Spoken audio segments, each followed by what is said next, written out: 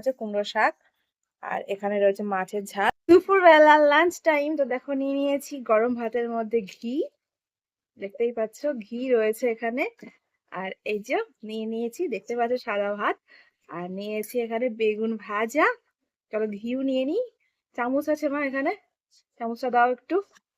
এই হবে আজকে আমাদের লাঞ্চ, গরম ভাতে ঘি নেব।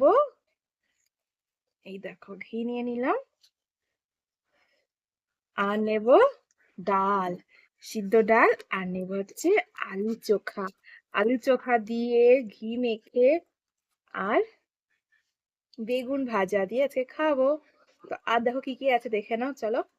এখানে রয়েছে সাদা ভাত, এখানে রয়েছে কুমড়ো দিয়ে আলু, যে দেখতেই পাচ্ছ কুমড়ো শাক, আর এখানে রয়েছে মাছের ঝাল, ভোলা মাছ এটা।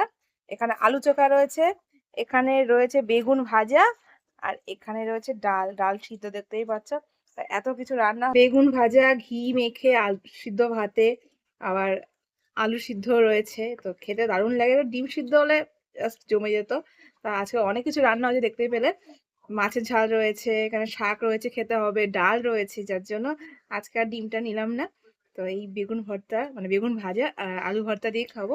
তোমরা দুপুরে লাঞ্চ কি খেলে জানিও কিন্তু কমেন্ট বক্সে। আর কে কে এরকম ঘি দিয়ে দুপুরবেলা ভাত মেখে খাও জানিও কিন্তু আমাকে।